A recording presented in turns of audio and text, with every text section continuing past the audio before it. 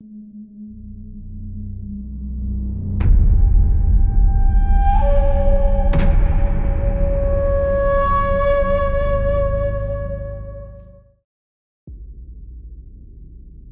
morning, I know I was walking down the hospital corridor. I only found out later. Not a single person saw me come in for work at that hour.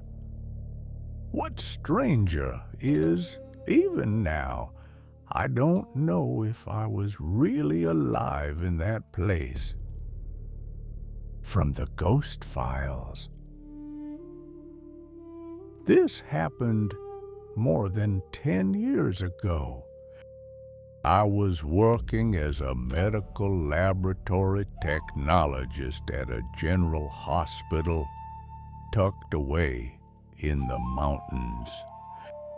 On winter mornings, it was still dark before 7. When I came in through the staff entrance, the smell of disinfectant hit me before I was fully awake. The shifts were hard, but they were always hectic, and my body had gotten used to that pace. So, I hardly knew what a hospital felt like when it was completely still. That morning, I didn't use the main entrance. I came in through the staff entrance. The automatic doors opened like they always did, but the space beyond them looked strangely wide. The lights at reception were off. There wasn't even a service card in the hallway. The sounds you're supposed to hear in the morning. Dishes clattering, nurse call bells, someone's footsteps. There was none of it. It felt as if the whole hospital was holding its breath. There was no one in the locker room either. The rows of lockers looked the same as always, but there was no sign that anyone had used them. The uniforms, the floor mats, even the air itself felt dry and unused. I remember setting my bag beside my locker. I looked at the clock on the wall. The hands were moving, but the second hand kept catching in the same place. I started to feel uneasy, so I tried calling one of the senior techs on the early shift. My phone wasn't out of range. I had signal. Still, it never rang. Only the screen glowing a pale white. On my way to the lab, I passed the patient ward.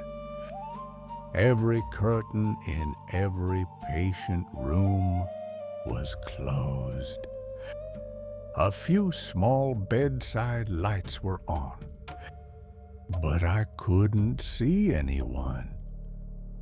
Carefully, I stepped into the nurse's station.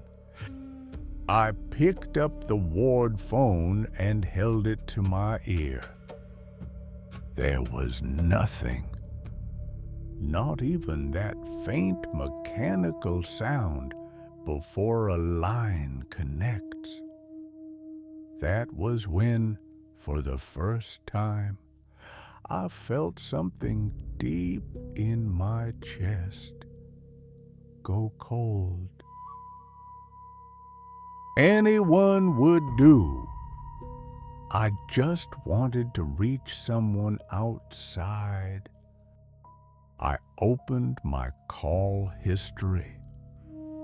Then my finger shook and I dropped the phone on the floor.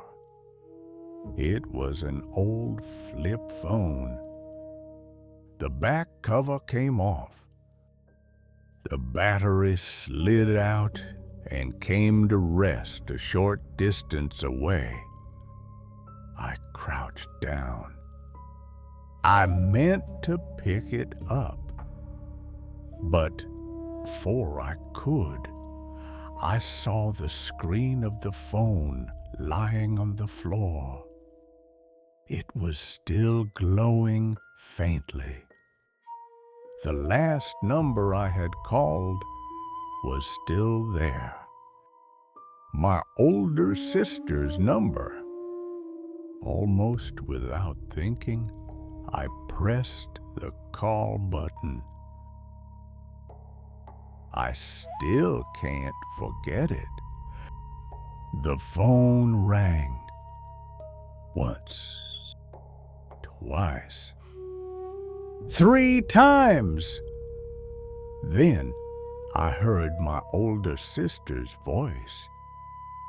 I was almost crying, and the words came out too fast. That I was at the hospital. That there was no one there. That the extension phones were dead, and my own phone wasn't working right. My sister was silent for a while. Then, in a low voice, she said, "What are you talking about? The hospital just called. They said you haven't come in yet." The moment I heard that, I looked down at my feet.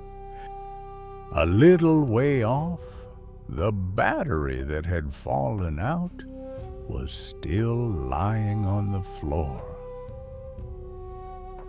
Something in me gave way. I left the phone and the battery where they were and ran toward the staff entrance.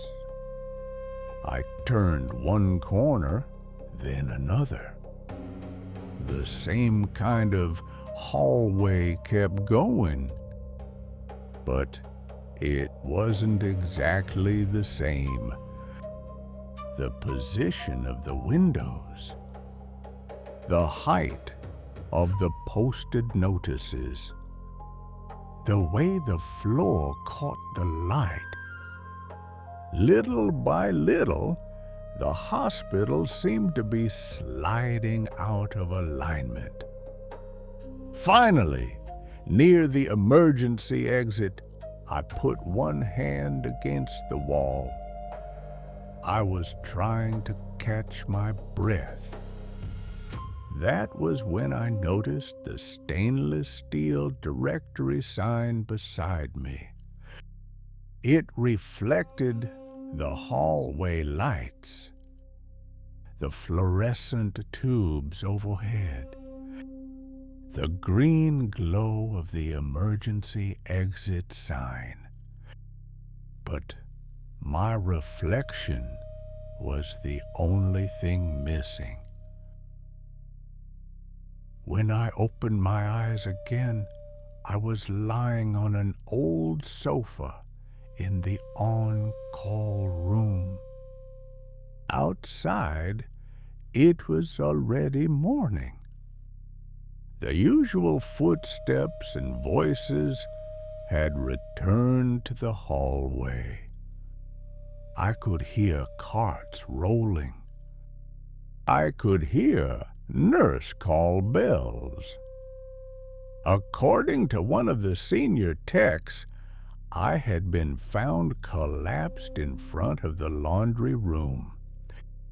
Apparently, the first person to report it was a member of the cleaning staff.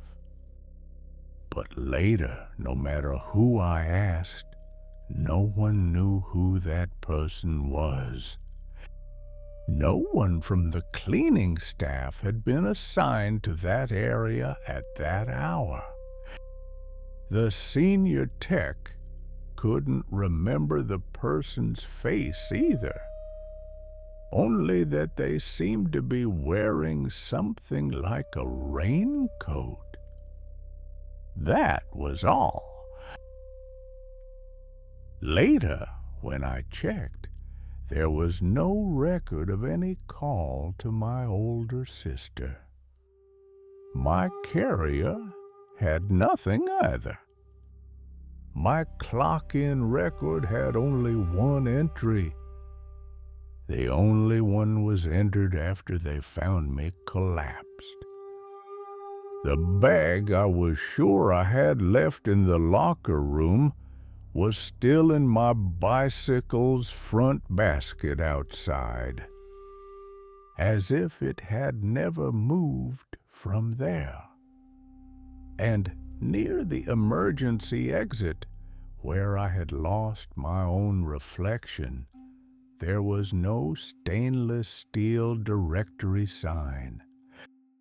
There wasn't even a polished metal surface anywhere. Since then, there are still moments just before dawn in a hospital when a hallway looks strangely wide. Had I really been walking inside the same building that morning?